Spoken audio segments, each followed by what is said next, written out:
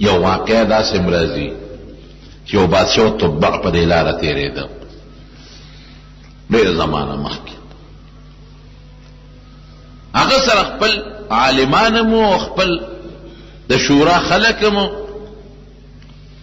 پخوا خو به پیاده مزلې وي، یو ځای به یې دمه کوله. دې بادشاه دغلته دمه کړې وه. نو د سره چې کوم عالمانو د پخوانو کتابونو هغوی ورته ویې صاحب دا هغه ځمکه ده چې نبي آخر الزمان به دلته تشریف راوړی هجرت به کوي، دلته به اوسېږي. وی تاسو خپل کتابونو ګورئ اندازه معلومه کړئ، زه لږ نورم ایسارېږم. نو هغې خپل کتابونه وکتل، وی صاحب زمونږ کتاب کې چې کومه نقشه ده همدا کلی دی، دا علاقه ده.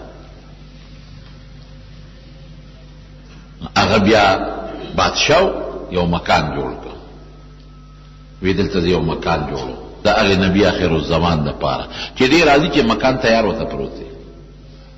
لکه د هغه صفتونه خو ورته خپلو عالمانو وکړل، لکه چې اوس موږ د عیسی علیه السلام صفت کوو چې عیسی علیه السلام الله جمدې جاړ اسمان ته خېجولی دی او دا قیامت نه مخکې به راکوزېږي. او نبي علیه السلام د هغه صفتونه شکل هم بیان کړي چې داسې به یې شکل دی او داسې رنګ دی او داسې پلانکي ځای کې به کوزېږي او پلانکي ځای کې به بیا دفن کېږي. دقسې د حضور پاک د دې نه زیات صفتونو په پخوانو کتابونو کې. کور یې وله جوړ کړ او په دې خپلو عالمانو کې یو عالم یې پکې دیره کړ. وی دا کور ما د آخر زمانې د پیغمبر دپاره جوړ کړ، تبع بادشاه وی او ته به په هغې کې د یمن هر بادشاه ته به تبع وی. تاریخ پته نشته چې دا کم تبع و.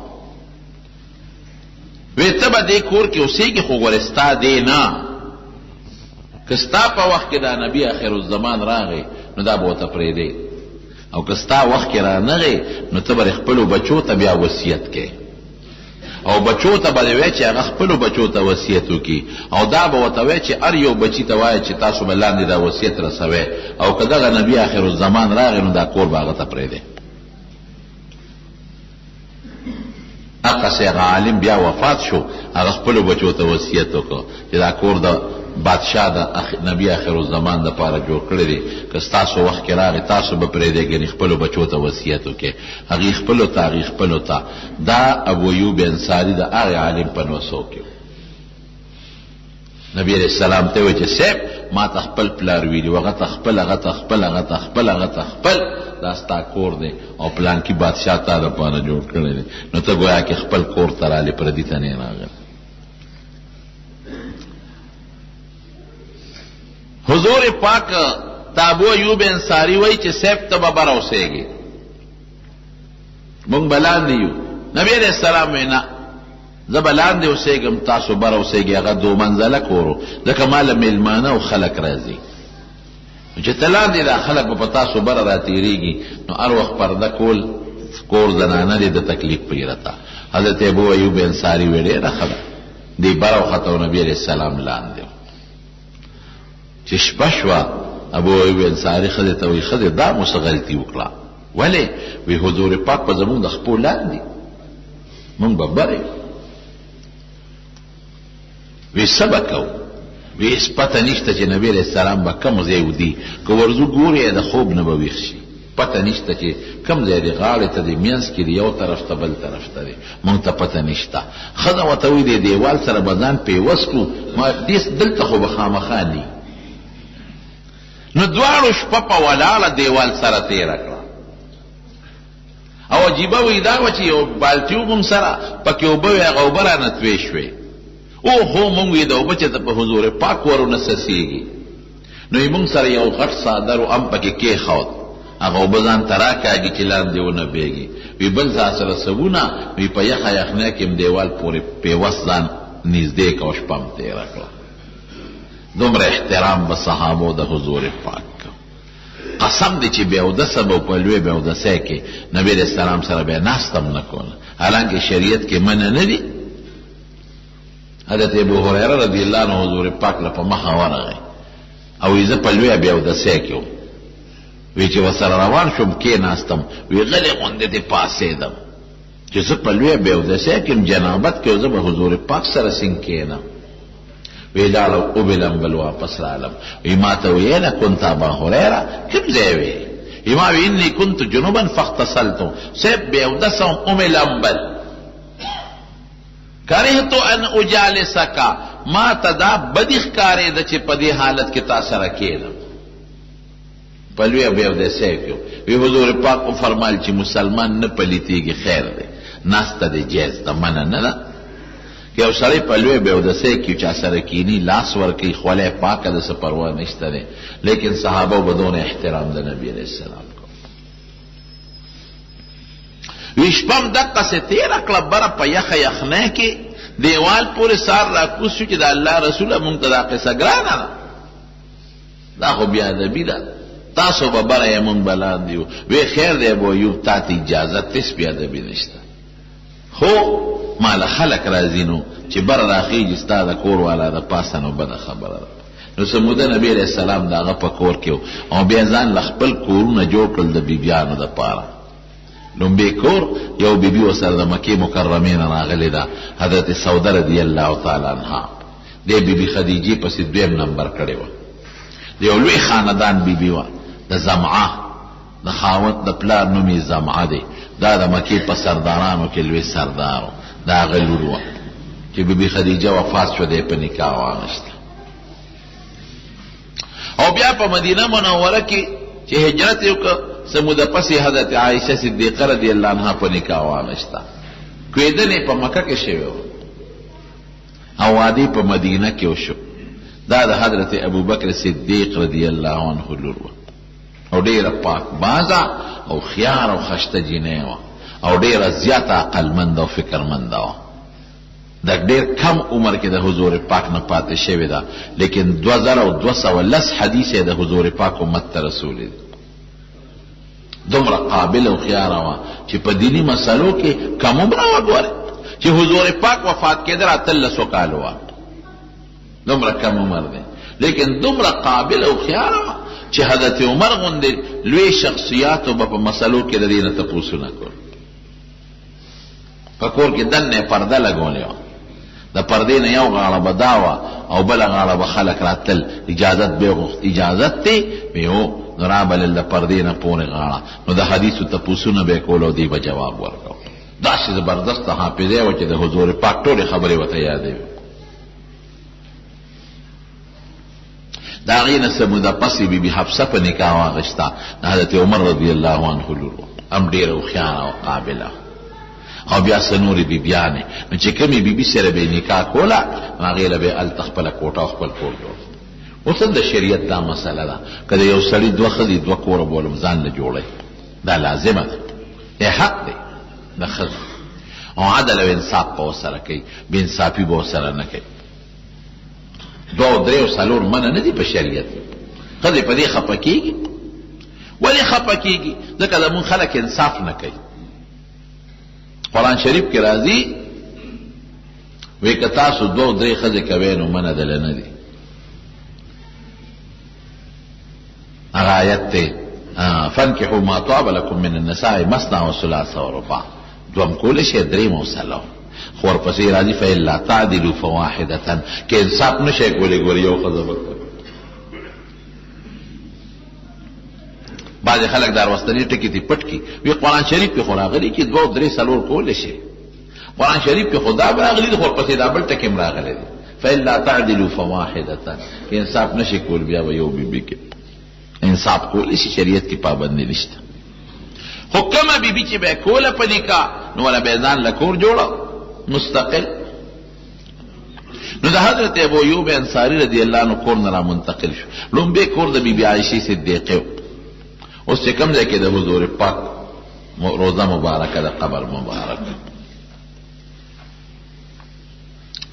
هغه د ابو ایوب انصاری کور نن په حرم کې داخل شوی دی ټول صحابه کورونه نن د حرم جمعات کې دي د حرم جمعات په ځمکه کې ټول شامل دي یو نشته د صحابه او د زمانه کورونه یو نشته ټول روان شوی دی جمعات ته مسجد نبوي هونه خشته د ابو ایوب انصاری د کور چې سړی مواجهه شریفه یعنی حضور پاک ته سلام وکي او مخامخ په دروازه باندې وزي باب البقی وته بالکل مخامخ باب السلام ته چې کومه دروازه ده او پاغي وزي نو خي طرف ته لومبه یو پیلر دی او ستند چتره دقه ځای تاریخ وی د ابو ایوب انصاری رضی الله عنه کور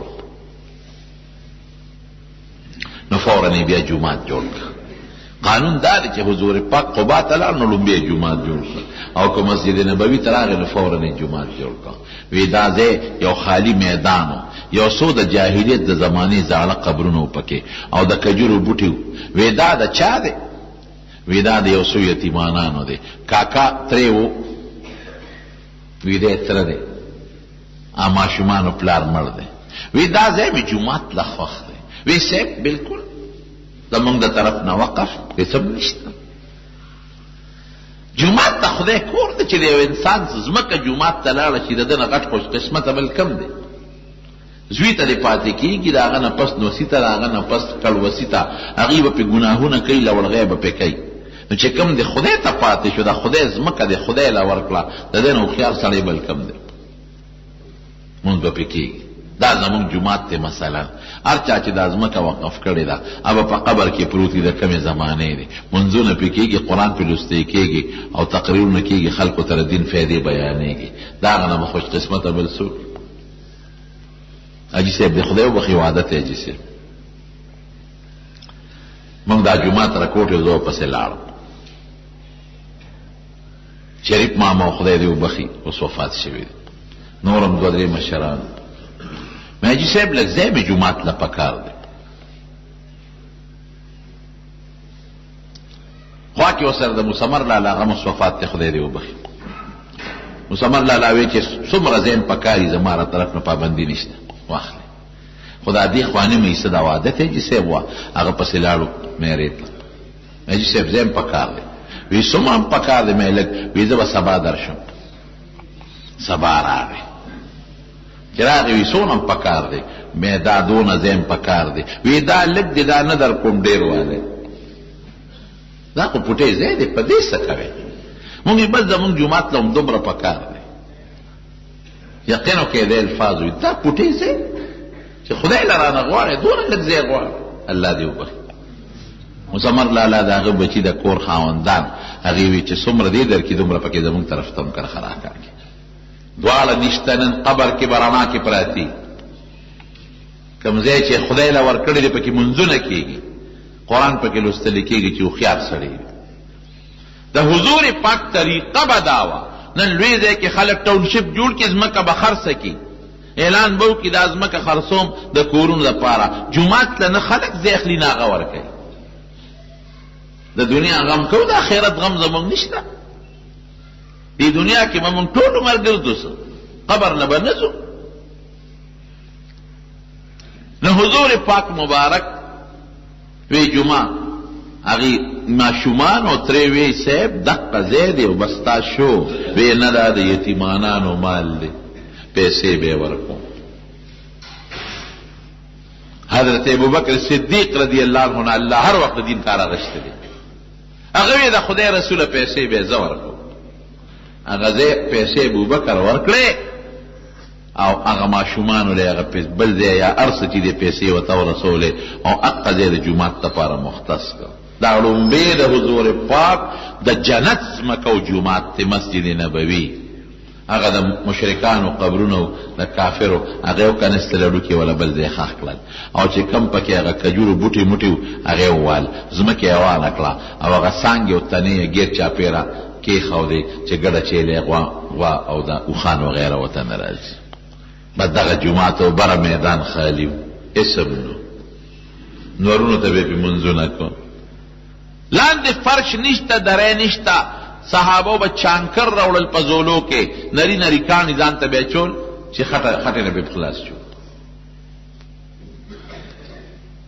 بیا د نبی علیہ السلام په زمانہ کې رشدیات شنو بیا په سفر جوړ کو بر بیا خټه پېناو سفر وسانګي او د کجورو تنه رست زمانہ کې د وفات نه لګونې مخ کې په پاسه بیا خټه چولې ده چې باران به شو جمعه پس سیده بیا رست په کې خټه واچوله هغه جمعات له خدای څونه برکت ورکړ. یو منځ چې په دغه جمعات کې څوک وکړي دوه روایت دي، یو کې راځي چې ثواب یو په زر دی او بل کې راځي چې ثواب یو په 50 زره دی. څومره قیمتي جمعات. د حضرت عمر فاروق رضی الله عنه زمانه کې پکې لږه توسيع شو او د حضرت عثمان رضی الله عنه په زمانه کې هغه بیا چې بادشاہ شو هغه ټول جمعات اوس پړدو زیاتیم پکې وکړ یو خوا بل خوا او سیبا د ساګوان د برمانه ولا د ساګوان لرګي راوړو. ساج و عربی کې وي قیمتي لرګي هغه نن په دنیا کې بل نشته. او د اټلی نه ولا کانی راوړل غټ غټ کانی په وخان او په اتیانو باندې او هغه باندې نقشونګار وکړو.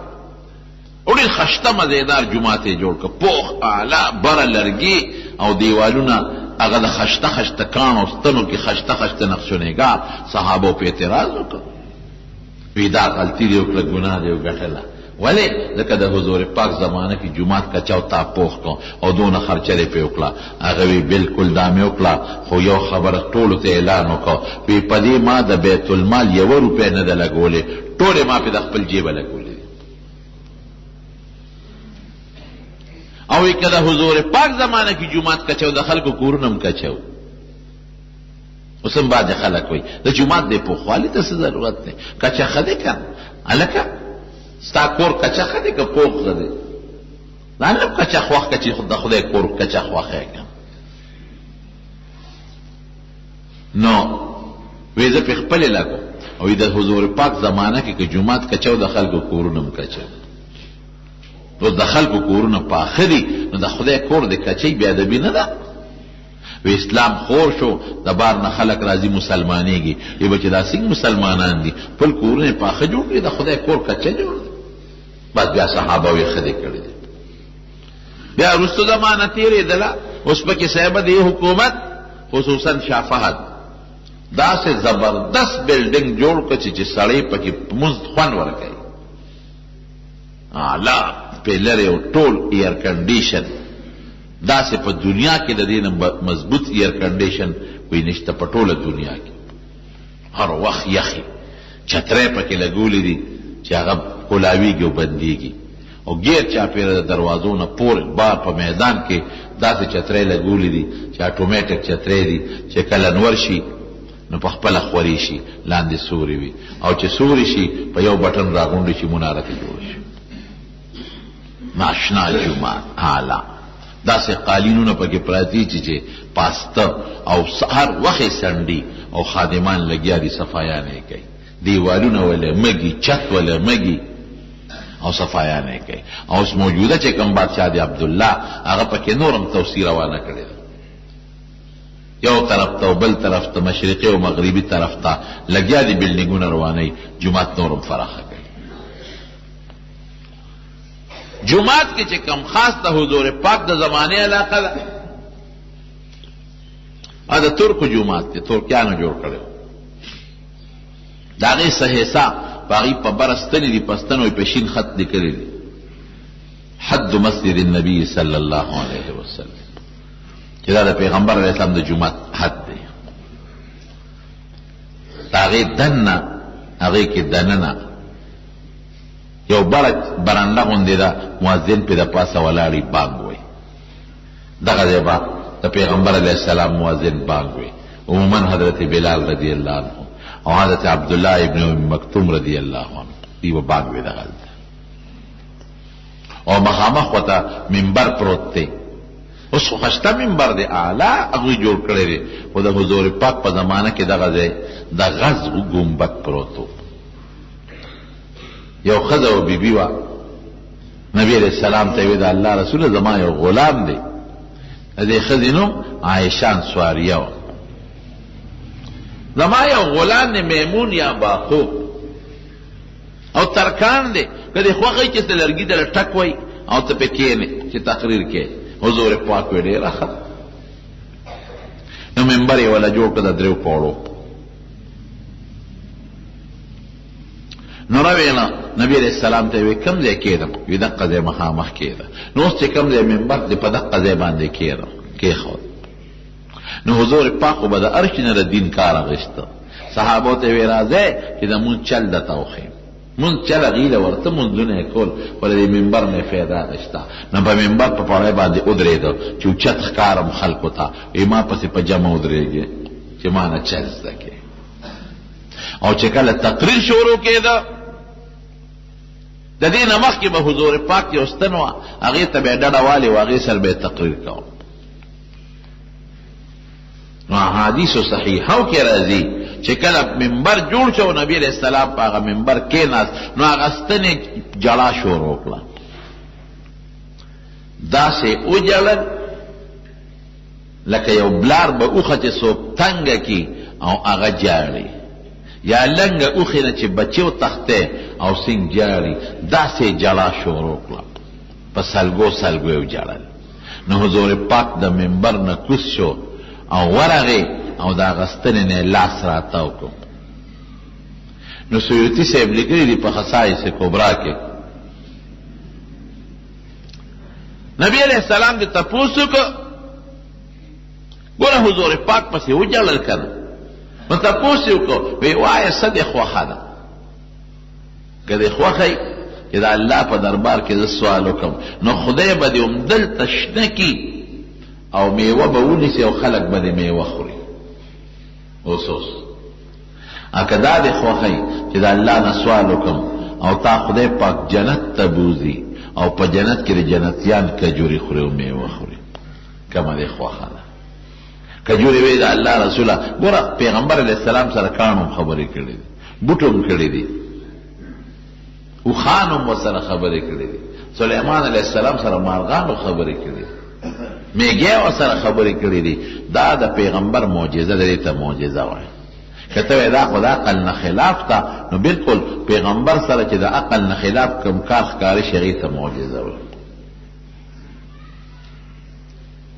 بعضې وخت یو ناشنا کار وشي یو اکسیډنټ وشي سړی پکې بچ شي خلک وایي معجزانه طور پر بال بال بچ کیا هلکه دا پیغمبر دی چې ته معجزانه لفظ لیکې اکسیډنټ کې بچ شي تپوسو کې څنګه بس یو معجزه ونه اخبار هم لیکي معجزانه طور پر بچ شو هلکه معجزه خو د پیغمبر دپاره د انسان دپاره خو نه عام انسان دپاره دا به نه وی دا الفاظ منه دي په شریعت کې هسې وایه خدای بچ که د خدای په فضل بچ شو او د خدای په قدرت او په طاقت بچ شو بهر کیف ونیوه سره وی د الله رسوله دغه دویمه مې خوښه ده چې جنت ته مې خدای بوځي حضور پاک وله دعا وکړه وی دا ستن چې ما پسې وجړل دا به د قیامت پر ورځ په جنت کې او جنتیان به یې میوې خوري استوانه حنانه جلیدونکي یې یو ستنې حضور پاک سره مینه وکړه دونه مرتبه خدای ورکړه نو چې انسان ورسره مینه وکړي نو مرتبه به ورکوي که به نه ورکوي دا هغه ستن اوس نشته د هغې په ځای بله ستن ده بیا څه موده جومات کې اور ولګېد دا ستن هم پکې وسوځېده نو صحابه بالکل لکه څنګه چې انسان خښېږي دقسې په جومات کې کنده وویسته او دا ستنې پکې خښه کړه دا د دې جومات نه بار نو بس ځکه دغه ځای ډېر قیمتي دی حضور پاک فرمایي ما بین بیتي و منبري روضة من ریاض الجنه وی زما د کوټې او د منبر په منځ کې چې کوم ځای دی دا د جنت د باغچو باغچه ده دا حدیث هلته لیکلی دی په جنګلو د پاس جنت کې خلق خوشحالی او دې کې خلق خوشحالی جنت کې خلقو ته جسمانی روزی ملاویږي دلته به حضور پاک نه صحابو ته روحانی روزی ملاویدله او علما لیکي وی دا ځمکه به خدای د قیامت پر ورځ والي په جنت کې به کېږي اوس هم چې څوک دغه ځای له ورشي او سوال کوي نو داسې سوال دی چې خدایه په دنیا کې د جنت ځمکې ته راوستم نو په آخرت کې مې د جنت ځمکه نصیب کړي د نور جومات قالین بل رنگ دی او د هغې قالین جدا رنگ دی دی نښه ده یو بل ستن د استوان ابي لبابه د پاسه پې لیکلي دقه روضه د ریاض الجنت کې ده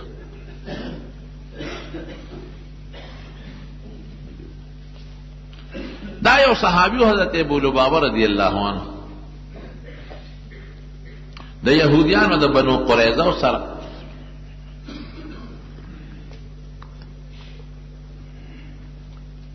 د نبی علیہ السلام اختلاف راغی، روی سه معاهده کې خلاف ورزي کړو.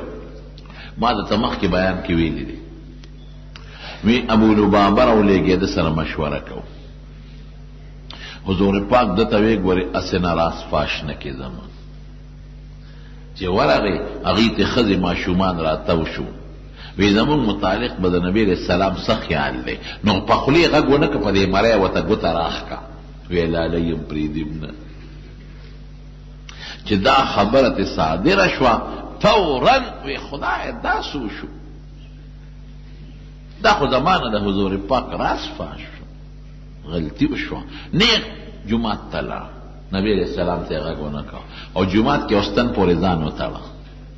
وی ترسو چې حضور پاک نیم پرانسته نه بډوړې خورنو بچیس کړ.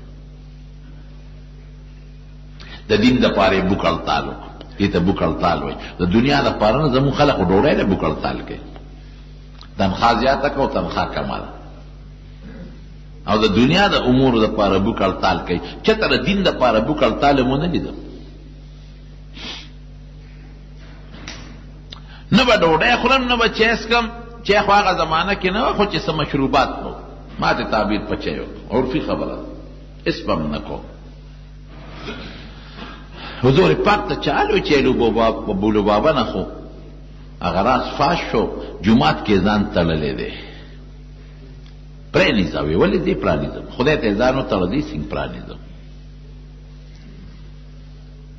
صرف او د سماتی له به پرانیسته بیا برات ځان به تړه. روزه پکې تیرې شوې، صحابه رالل وی سیب د لوګي نه نظر تلو والا دی، نو بس کې ونه ډوډۍ خوري. مهربانیو کا پرېنیزا. حضور پاک وی مالا براغلیو، ما بوله دعا غوښتي وه، د خو توبه وستا، ما بوله دعا غوښتي وه، خدای به معاف کړی. ولو انهم اذ ظلموا انفسهم جاءوك فاستغفروا الله واستغفر لهم الرسول لوجدوا الله توابا رحيما. وی که تاسو کې چانه زیاتی وشو، مثلا صحابونو به زیاتی وشو، رابل الحضور پاک لمونږ له بخنه غواړه. نبی علیہ السلام بوله بخنه غواړه، هغه به توبه وسته، خدای به معاف کړي. آسان کارو. ما ده براغلی ما بوله بخنه غوښتي وه، او دې خو ستومان و الندم توبه، ستومانه دې توبه ده، ما بوله بخنه غوښتي وه، خدای به معاف کړي. نو خدای له تللی دی. داسې مثال دی لکه سړی سپریم کورټ کې کیس جمع کی، نو د هائی کورټ جج د هغې فیصله کولی شي؟ نه. یا شیشن د هغې فیصله کولی شي؟ نشي کولی. نو د خدای عدالت ته کیس لیږلی دی، نو زه ولې اوس څنګه فیصله وکړم؟ خدای پیشه دی پیش. حضور پاک هم د الله نه یېرېده. د شپې نبی علیہ السلام را پاسید خوشحاله و. ام المؤمنین ورته وی د الله رسوله ولې خوشحاله؟ وی خدای د ابو لبابه توبه قبوله کړه. وی ورځم نه چاته نه ویم، وی اوس په شپه په تا ګډه وډه شي او په خلکو صبر وکړه. سهار وختي اعلان وکړ نبی علیہ السلام، قرآن شریف کې آیتونه نازل شو. نبی علیہ خلک ور پرانیستلي، وی نه ما به حضور پاک پرانیزي. وی اوس ما ته الله اعلان وکړ، اوس په دې پرانیزم. نو په هغه ځای یو بل ستن ولاړه، دا خو د کجوري تنه ختمه شوې ده، هغې ته استوانه بیلو بابا وي بره پې په شین خط لیکل کړي. بل ستن د استوانه السریر، دغه ځای به حضور پاک اعتکاف کوه. او د دې سره خوا کې د بیبي عایشې د کوټې کړکۍ وه. حضور پاک به جومات ته په دغه کړکۍ را دننه کېده، اعتکاف به یې هلته کوه جومات کې. یو ځل سر مبارک انزلو ته ضرورت شو، نو بی بی عائشې ته یې ماله سر وینځه، نو سر مبارک یې د اعتکاف د ځای نه کوټې ته کور ته ور دننه کړه. عایشې بی بي وله سر وینځه. هغه ځای باندې یو ستن د استوانة السریر ورته وایي. هغې سره خوا کې یو بله ستن ده استوانة الحرس، د پاسه یې پې لیکلی دی. دغه ځای به څوکیدار ولاړو نبي علیه السلام ته. په لومبو ورځو کې بیا خدای پاک قرآن شریف کې آیت نازل کړ والله یعصمک من الناس چې زه به د خلکو نه حفاظت کوم. نو څوکیدار یې بیا لرې کوي دی بس زما د حفاظت ذمہ داري خدای واخیسته. هغې نه شاته یو بل ستن ده په هغې یې لیکلي دي اسطوانة الوفود. دغه ځای په جرګو سره د حضور پاک ملاقات کېده. دا درې واړه ستنې د حضور پاک د روضې مبارکې چې کومه جنګله د هغې سره پیوست دي. اسطوانة الوفود، بیا اسطوانة الحرس، او بیا اسطوانة السریر. د هغې نه دې خوا یو بله ستن ده اسطوانې عایشه ورته وایي. بی بی عایشې صدیقې صحابه ورته وایي ما ته نبي علیه السلام په جومات کې یو ځای ښولی دی او که هغه ځای مې خلکو ته وښو نو د مانځه دپاره به پرې خلک قراندازي وکړي، پچه به پرې واچوي قراندازي. خو دا ځای چاته نه ښیم. بیا خورایي عبدالله ابن زبیر هغه ته یې هغه ځای ښولی دی. نو په هغه ځای م یو ستن ولاړه د اسطوانې عایشه ورته وایي. اوس هم بلې پې په شین خط لیکلي دي، خلک لګیا دي پې منځونه کوي. یو بل ستن د اسطوانې مخلقه قاف سره دغه ځای کې به په دغه ستن کې یو دغه تاخ غوندې جوړ کړی و. په هغه ستن کې تاخچه غوندې وه، نو خوشبویي به یې پکې کېښودله. اسطوانې مخلقه ورته وایي. بهر کیف دا ستنې دي په دا لږ ځای کې، کم ته چې ریاض الجنت وایي، دا په دغه ځای کې دی. او بل پکې د حضور پاک مبارک محراب دی، محراب نبوي، بره پې په هغې هم لیکل کړی دی. دغه محراب کې به حضور پاک مبارک منځ کاوه. نو هغې خو دا کار کړی دی چې کوم ځای به د نبي علیه السلام مبارک سر لګېده نو هغې دیوال کې بند کړی دی چې څاښپه پرې را نه شي. په نورو ځایونو کې پولیس ولاړې راهیلونه یې ښودي، څوک بې ادبي ونه کړي، خو بیا هم خلک ځي دوه رکاته کوي او چې کوم ځای سر لګي د هغه ځای کې د حضور پاک مبارک خپې به پکې پرته دی. ټول جومات کې نبي علیه السلام ګرځېدلی دی، صحابه به پکې، قسم دی چې سړی پکې مونځ کوي وی به چې دلته به حضور پاک ناسته کړې ده، صحابو ناسته کړې ده، ابو بکر عمر عثمان علی رضی الله عنهم و نور اکابر صحابه. محراب ته مخامخ علاقه د هغې ته صفه وایي. یو چبوتره د زیړو جنګلتې ته وي، خلک هغې ته صفه وایي. دا صفه نه وه، دا وروسته یو بادشاه د څوکیدارانو ځای مقرر کړی و اوچت، نو خلک هغې ته صفه وایي. دا صفه نه ده، دا د بی بی عایشې د بی بی فاطمې او د علي صاحب کور و په هغه زمانه کې. صفه محراب ته بالکل مخامخ، ټول په جومات چې ختمېږي بس محراب ته مخامخ دا میدان دا صفه وه. دې کې به طالبان ناستو صحابه او د حضور پاک نه به دین زده کو، احادیث به زده کول، بله یې والا سفر جوړ کړی اوږې به غریبانانو نار نور.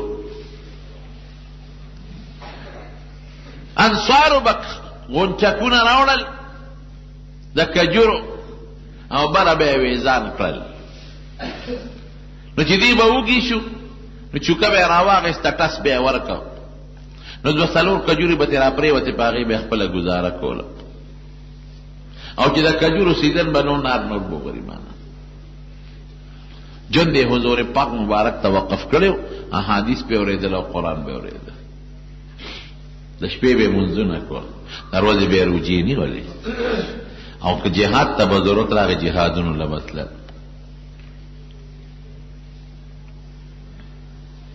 دا خو د مدینې منورې د جومات مختصره نقشه مې درته بیان کړه.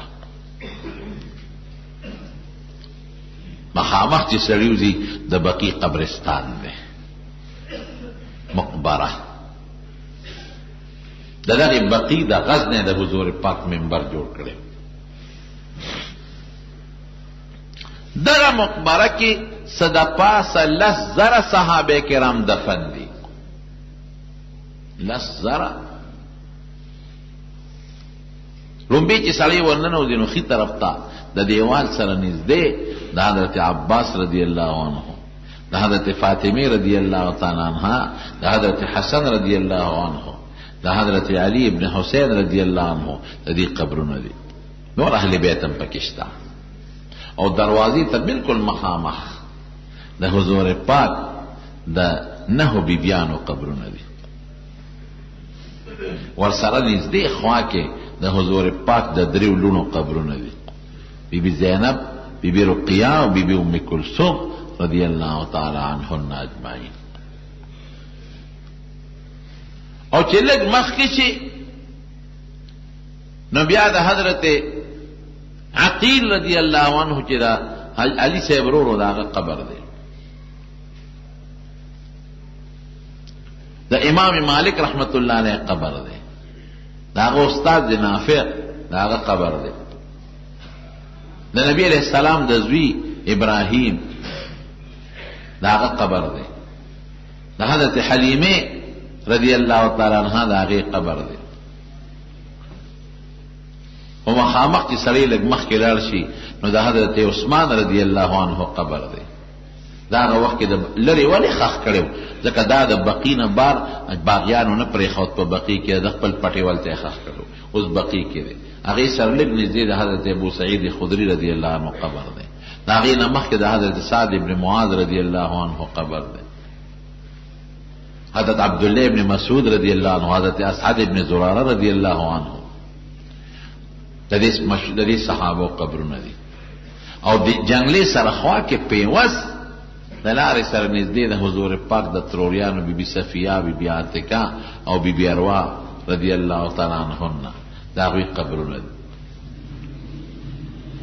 یزید چې حمله کړې په مدینه منوره بلا صحابه کرام پکې شهیدان شوي، هغې ته واقع حره وایي.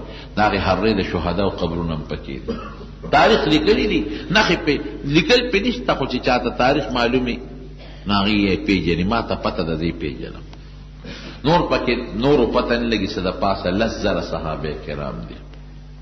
حضور پاک به د بقي مقبرې ته سلام به پیچو، ولې د مقبرې د تلو طریقه دقه ده. ښه چې دا ځای درته وایم سلام به واچو، السلام علیکم دار قوم مؤمنین یا اهل الدیار انتم سلفنا. سلام به کوی تاسو زمونږ نه مخکې تللی ونحن بالاثر، مونږ در پسې رستو در روان یو. وإنا ان شاء الله بكم للاحقون، ان شاء الله که د خدای خوښي مونږ د طرف پیوس کېږو. یغفر الله لنا ولکم، خدای دې تاسو هم وخی، الله دې مونږ هم وبخي. دا د مړو سلام طریقه ده. نو حضور پاک به ته د بقي مقبرې ته، نو د بقي مقبرې ته تل سنت شو چې د پیغمبر علیه السلام خو د هغې په طریقه به تلل کې یاتې قصې پیسې به نه کې.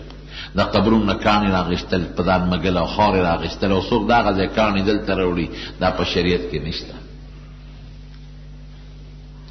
غوښتنه به د خدای نه کې، د بل چا نه به نه کې.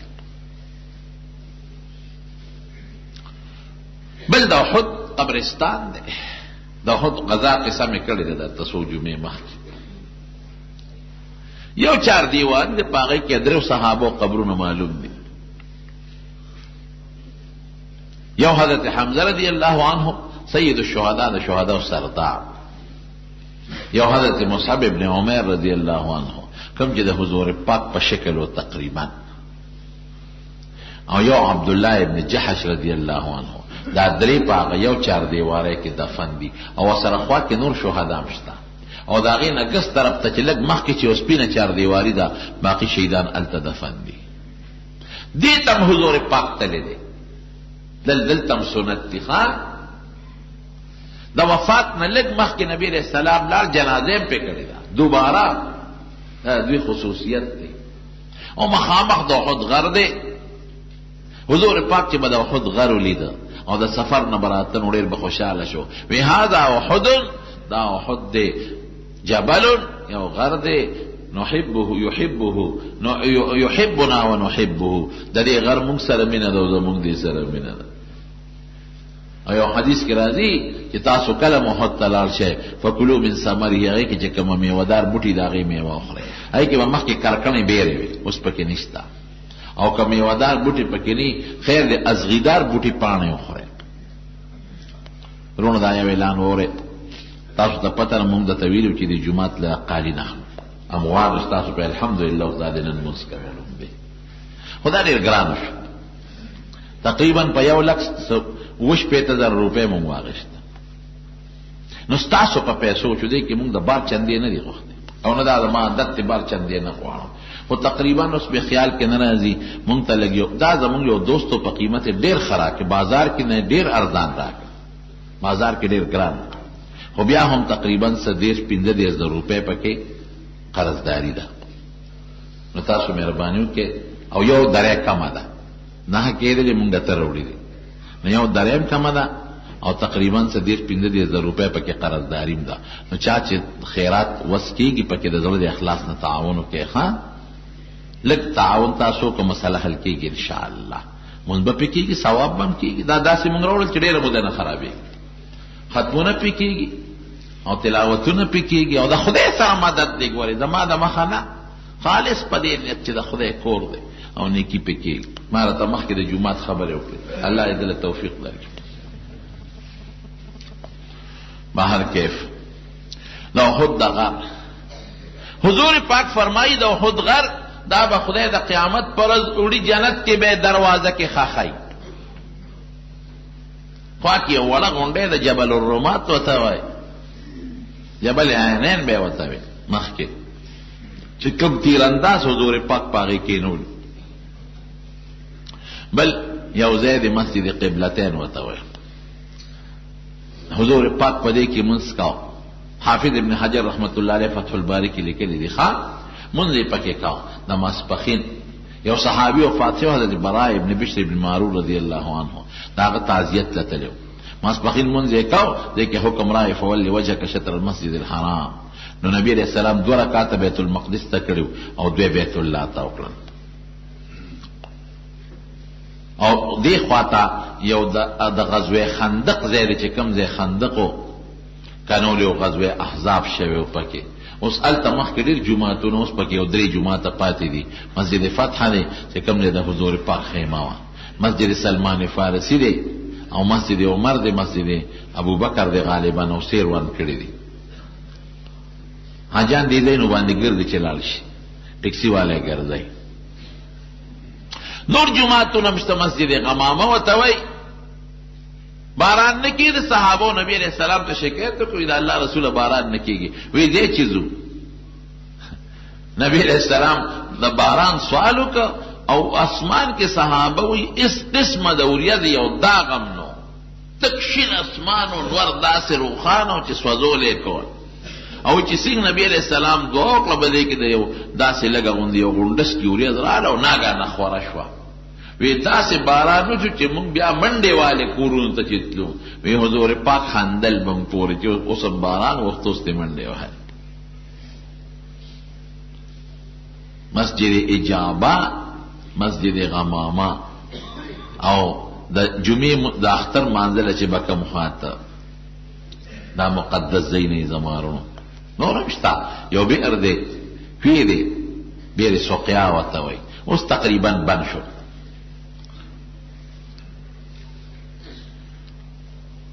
د مدینه منوره ټوله خوره مبارکه ده برکت دې ذکر چې څوک بنا جوړ شو او نبی علیہ السلام لبراغه نو خپل ګوته مبارکه به پلاړو کې خودا او د مدینه په خوره به ګوته راخ کلا او د مریض په تندي به راخ کلا وی تربت وردنا زمون د زمکه خوره دا ګور د مدینه برکت ته ښا تربت الارض نه تربت ارضنا زمون د زمکه خوره د مدینه خوره ته اشاره ده کله مدینه فضیلت نه بیا به تربه لفظ ویلو تربت الارض به ویلو تربت ارضنا زمون د خوره زمکه خوره بریقه بعضنا زما د لاړ سره لیشفا سقیمنا چې خدای مریض جوړ کی خو به اذن ربنا د خدای پاک جوړول کې خو الله علماء دی وجه نه وي چې د مدینه ټوله خوره خاکې شفا ده مان باندې راخې شي چې د الفاظ به سره وي د حدیث تابعداري به کې اسه نه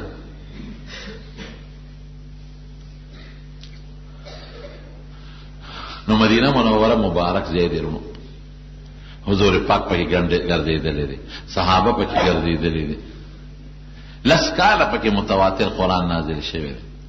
اوس پکې د حضور پاک روزه مبارکه ده، خلک ځي او سلام پې اچوي. او د عایشې بیبي کوټه کې 3 کسه دفن دي. خوب یې لیدو؟ وی خوب یې ولید چې اوس سپومې اوچته شوه، د اسمان نیلي مې ته ورسېده او روښانه شوه، ناګانه زما دې زولی کې را پرېوته. بیا دویمه سپومې اوچته شوه او د اسمان نیمې ته ورسېده، اوچته شوه او دا دنیا روښانه کړه زما غېږ کې را پرېوته. بیا مې 3مه سپومې ولیده چې اوچته شوه او د اسمان دې منځ ته شوه، رڼا کړه زما غېږ کې را پرېوته. نو پلار ته خوب وی بابا وی داسې خوب مې لیدل. ابوبکر صدیق ته هغه ورته غږ ونه کړ. و چې حضور پاک وفات شو او د دې په کوټه کې دفن شو، وی بچی دلته راشه، وی هذا احد اقمارک، وی دا د هغه یوه سپومې وه، وی نورې 2 به مو ویني. دویمه سپومې ابوبکر صدیق شو، دریم حضرت عمر فاروق شو رضی الله عنه، دا یو ځای دفن. عثمان رضی الله عنه هغه هلته دفن او حضرت علی رضی الله عنه په کوفه کې دفن. عبدالرحمن ابن ملجم یو ظالم په چاړوالو په خنجر او شهید کړی. نا په کوفه کې د حضرت علی رضی الله عنه قبر دی. دا د مقدس مقامات د مدینه منوره سره مختصر ذکر مې درته وکړ. دې دپاره چې یو تاسو د خپل دین سره چې کوم علاقو سره ستاره دین تعلق دی چې د هغې تاریخ ته معلوم شي. او دویم دا دی چې د غزې وقعت او عظمت ستا پړه کې کېږي او دا مقدس و مقامات و فضائل د ذهن لراشي، شوق په دې راتلو پیدا شي. نو خدای پاک دې موږ تاسو مدینه منورې له بوتلي، الله دې پکې زموږ ستاسو نصیب پیدا کړي. دعا وکړئ رب العالمین زموږ پکې نصیب پیدا کړي. خدای موږ ټول حرمینو له بوتلي، چا په زړه کې چې شوق یې خدای ته ولا بوتلي، او کله چا په زړه کې شوق نه دی ولا پکې خدای شوق پیدا کړي. الله مریضانو هم شفا ورکړي، خدای قرضداران هم د قرضونو نه خلاص کړي. خدای که څوک پریشانو کې مختلف پریشانې په خوشحالو بدل کړي، زموږ ټینشنونه په خوشحالو بدل کړي، د دنیا او د آخرت د فتنو نه مو ساتي. الله که د چا اولاد نه ته ولا اولاد ورکړي، خدای که د چا اولاد وي خو نارینه نه ته ولا نارینه اولاد ورکړي، خدای که د چا یو بل سره دشمنۍ طرفګرۍ په روغې بدلې کړي. الله د موږ په دې جومات د قالین کې چې چا موږ سره مدد کړی دی، الله ته ولا د هغې اجرونه په دواړه جهانه ورکړي. خدای ته ولا د هغې برکتونه ورکړي. کم دوست چې موږ له په ښه ریټ راکړی دی، خدای هغې له برکتونه ورکړي. دې جومات کې چې موږ سره هر څومره مدد په هر وخت کې کړی دی، نو خدای تا ته معلوم دی که کوم مړه دي ته یې قبر ګلزار کې، چې کوم جمدي دي خدای د هغې اجرونه او برکتونه ولا ورکړي. خدای کم دوستان چې دې جومات ته مانځله راځي په یو قدم ولا اجرونه ورکړي. ته مغفرت نصیب کې، ته د خیر او د خوشحالۍ زندگی نصیب کړي. بعضې کسان وفات شوي لکه زموږ دوستې لاله وفات شوي، دعا ورته وکړئ د دیدار آباد چې خدای پاک یې مغفرت نصیب کړي، خدای پاک یې بچو له صبر ورکړي.